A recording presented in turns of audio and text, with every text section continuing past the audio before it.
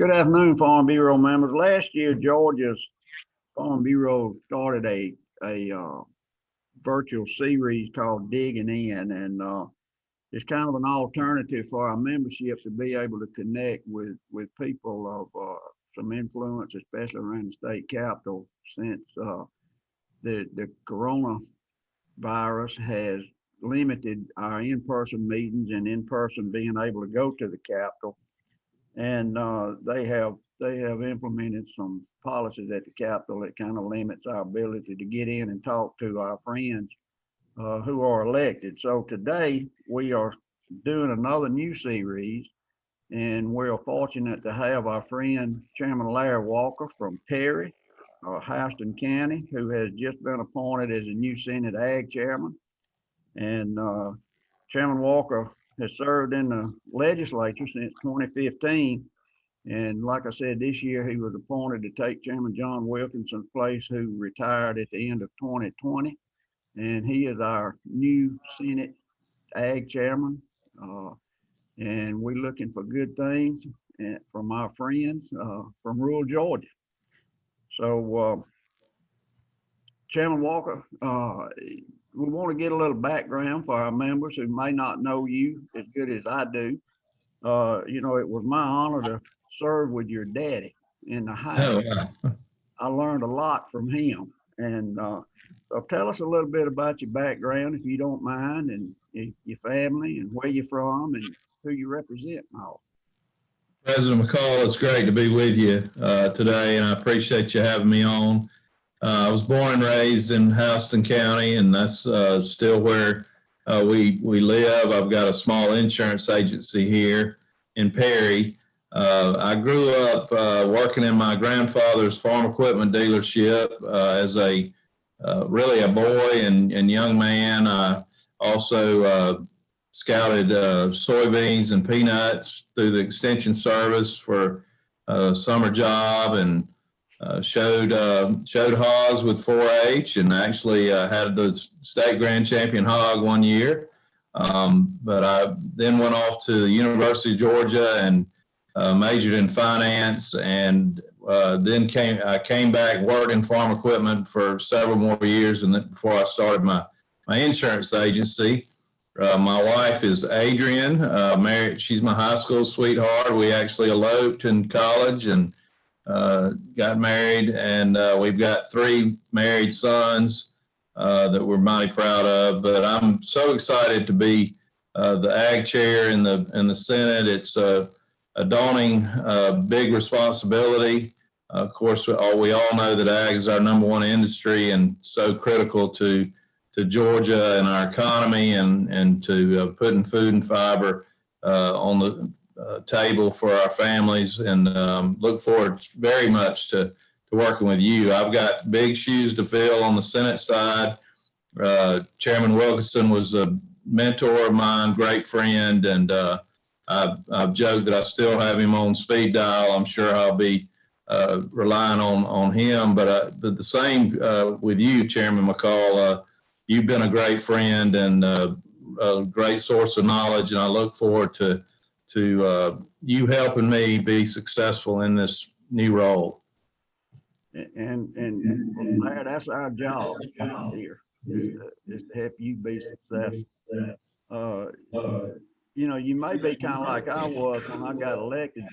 Being in the legislature never was on my little list of stuff to do. So tell us a little bit about, if you don't mind, why you ran for Senate and how you got involved. I kind of know you grew up in politics, but kind of how you got involved in it. Yes, sir.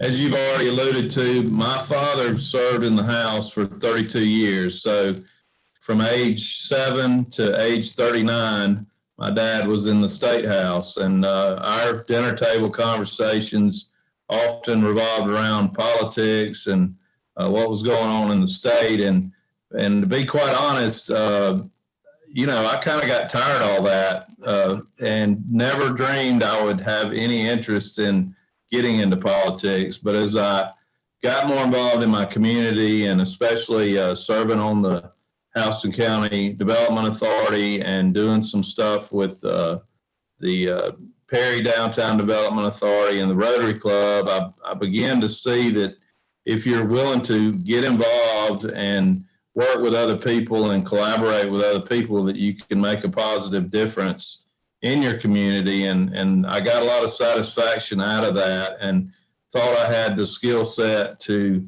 serve at a statewide level or a higher level. And some opportunities opened up. Senator Tolleson retired, and he was a great friend of mine and is a great friend of mine. And I threw my hat in the ring. And so I'm kind of like the dog chasing the car sometime. I don't know what to do because I caught it. But anyway, it's been a great experience. We glad you kept throwing your hat in the ring this election cycle too. And you know, you got the National Fairgrounds and Agri Center right in the middle of your district, which we all think is the crown jewel facility for facilities like it and what it does in all of America. But we also know you got a large and varied production agriculture community in all the counties that you represent. So would you tell us a little bit about your counties and some of the ag things going on? Yes, sir. So I represent Lawrence, Blakely, Pulaski, and Houston counties, and agriculture is real important in all aspects. We obviously have the traditional, a lot of people think of agriculture as row crop farming. We've got cotton and peanuts and soybeans and corn and wheat and all that, but we also have very large pecan farms in my area. And that's really a lot of the row crop land has been converted to pecan orchards. So that's important. We, on the fringe sort of my district, is the peach farms. So that's very important. But beyond that, we have a large Purdue chicken processing facility here in Houston County. And they've had to face, a lot of challenges with the COVID pandemic, but they've done an excellent job of keeping their employees safe through that and being able to continue to operate. It's one thing to produce the chickens and the food, but if we don't have somebody to process it and get it on the grocery store shelves, then that's obviously a big problem, which we saw some of that last year. We also have the world's largest salty snack food manufacturer in Frito-Lay, and it's a multi-million square foot facility that is super high tech and a big, really, really impressive. So we have the broad spectrum. We got a large forestry industry here. Interfor has a sawmill here in Perry. That's an important part of our economy. We have graphic packaging, which of course takes the forestry products and turns it into cartons for Pepsi and Coca-Colas and other part, toilet paper. And so ag is pervasive all throughout our economy here, just like it is through the rest of the state. I've been told that 1 in 7 Georgia jobs relate to agriculture. And certainly in my district, that's true. It may be even a higher percentage in my district. And you might know some of the counties, and there are some real farm hero counties, and I'm sure you'll be hearing from some of the members from your district. You're talking about the ag production and how important ag is to Georgia and the economy and the budget, really.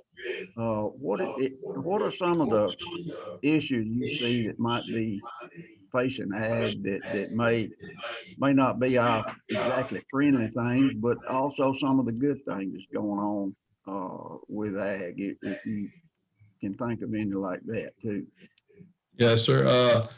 I think ag faces some of the same challenges that any other industry in Georgia is facing, one being workforce and having skilled workforce. Ag is a lot more high tech than it used to be, and it's you've got expensive equipment that's got a lot of computer stuff, and so you need a skilled workforce in ag, and we struggle with that. Commodity prices being what they are, that's a real headwind for the farmer. And frankly, without the government assistance that we have gotten at the farm with COVID and other government programs, a lot of our farmers would be out of business. And that really worries me as the national politics change and as the, as the COVID, as we get past COVID, hopefully with vaccines. And, I hope that we continue to remember that food security and the farmer is so critical really to our national security. And if we don't continue to support Georgia farmers, we're going to lose a lot of them. The amount of capital it takes to operate now as a farmer is just enormous. The investment they have to make. And if they're going to make that kind of investment, they've got to be assured that they can get a fair return on that. And also need to be assured that they're not going to be, dogged by nuisance type, frivolous type lawsuits. And so we have to have a fair environment for ag business to survive. Thank you, Mr. Chairman. You fully understand the importance of CUBA and GATE as far as it helps production agriculture, stay in business and be able to feed us. Do you have any idea if Senator Albert's bill, I think Bill 6 that passed Wednesday, will have any kind of effect on those two programs? It's looking at various tax credits and trying to analyze, I believe, what kind of return the state is getting on various tax credits that we have on the books. That's my understanding of the bill. I don't intend to, stand idly by if I see anything that's going to erode the CUBA program or impact in an adverse way our GATE program. We have working with you since I been up in Atlanta. We have made improvements to the GATE program, and I think the people that are now using it are legitimate farmers, and I don't think there's very little abuse in it.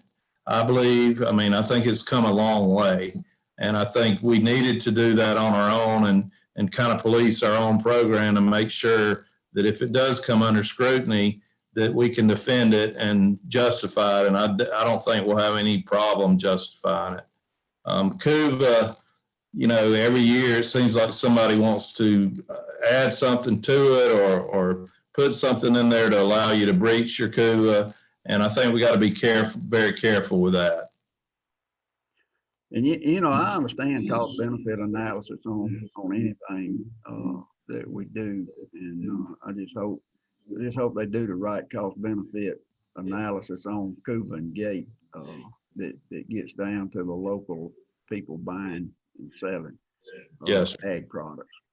As well as I do, animal agriculture is coming under scrutiny from different animal rights groups across the country, and there's a push to put animals up on the same level as humans in a lot of places.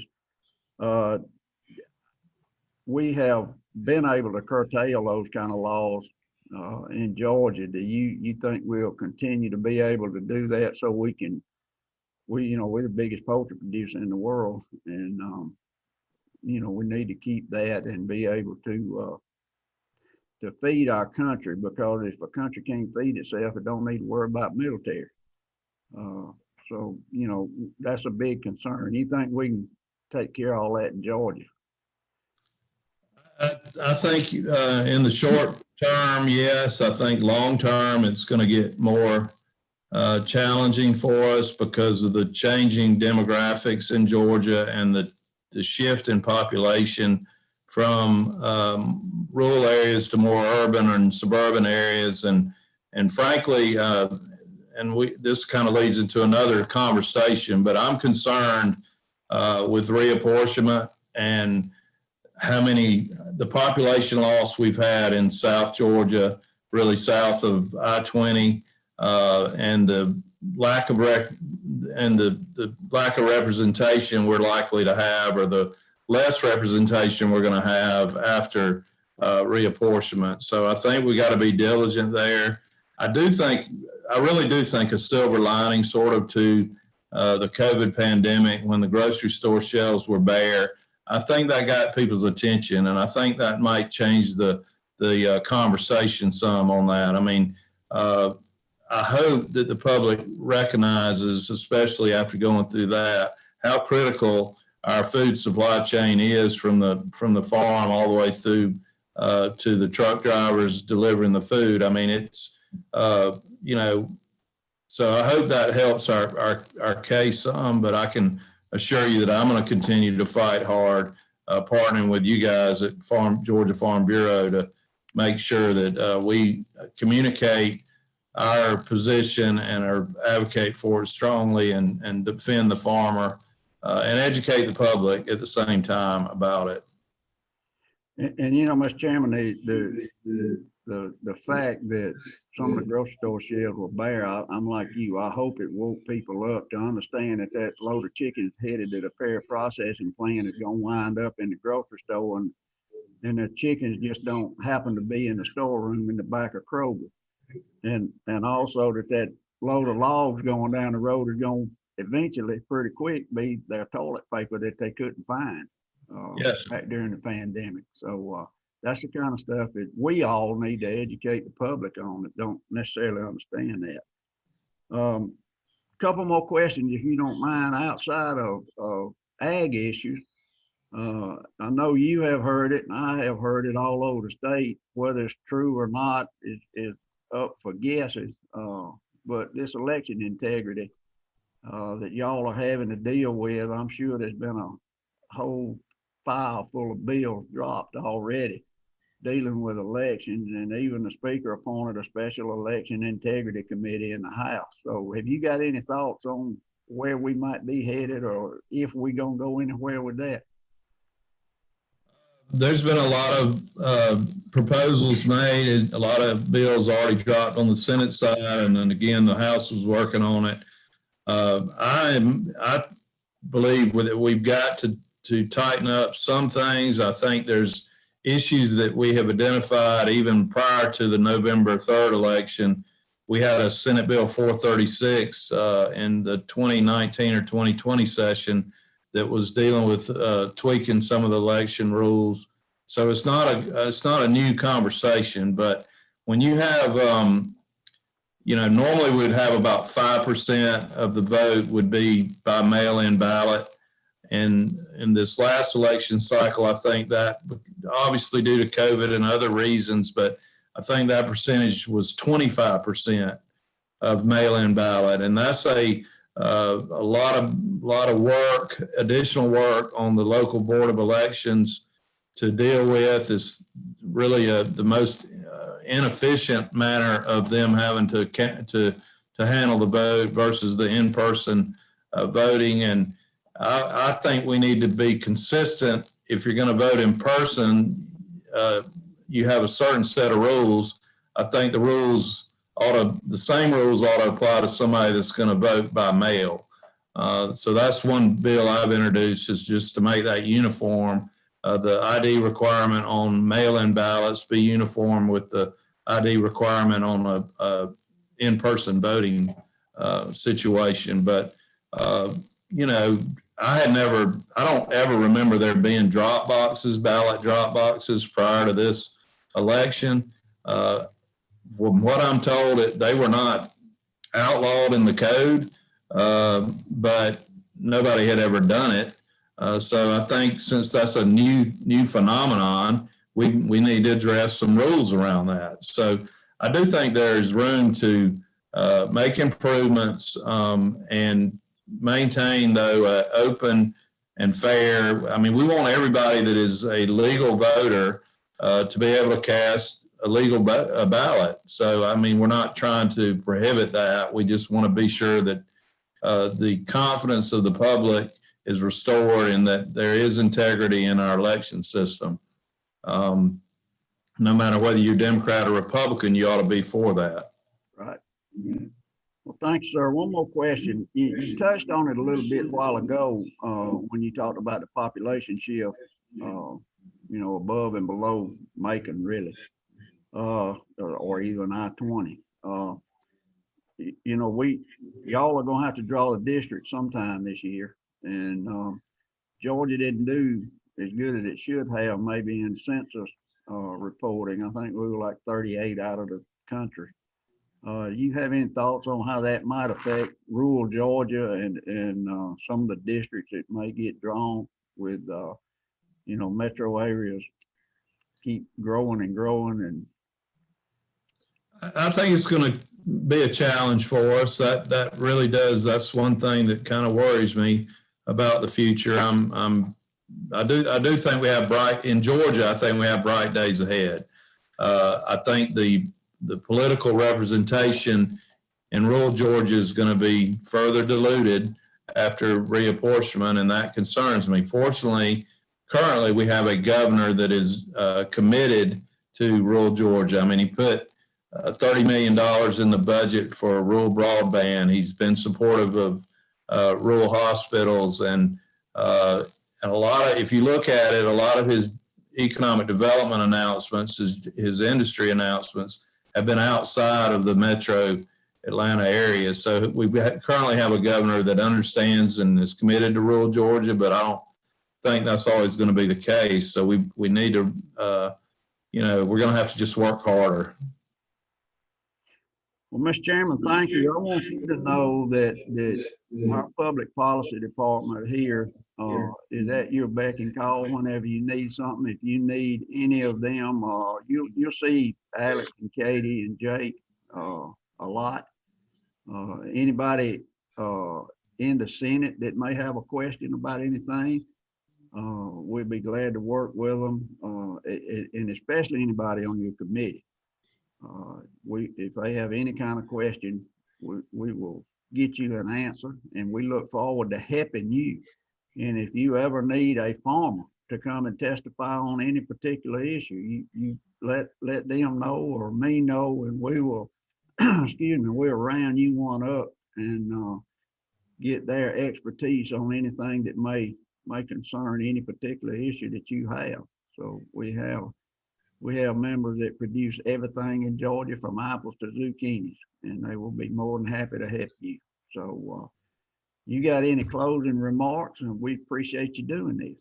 Well, again, thank you for this opportunity, and I'm so excited for you and your new role. I know you're going to do a great job, and selfishly, I'm excited because we already have a good relationship and a long-standing relationship, and you're somebody I know I can call on for help, and you'll shoot straight with me, and I'm going to need that. And so Alex and your team at the Capitol have already been very helpful, and I look forward to continuing to work with them. And I hope the local Farm Bureau organizations, the county Farm Bureaus, will know that I have an open door policy, and if they want to get in touch with me, they're welcome to do that. And I'm going to look forward to hearing from them too. But you just know that the purpose of Georgia Farm Bureau is to represent farmers in the legislature, and we stand ready to do anything you need to help you to that end. So, thank you, sir. Thank you again very much for doing this, and we'll get this out to the members, and good luck with your new job. Thank you so much. See you soon. See ya. Thank you.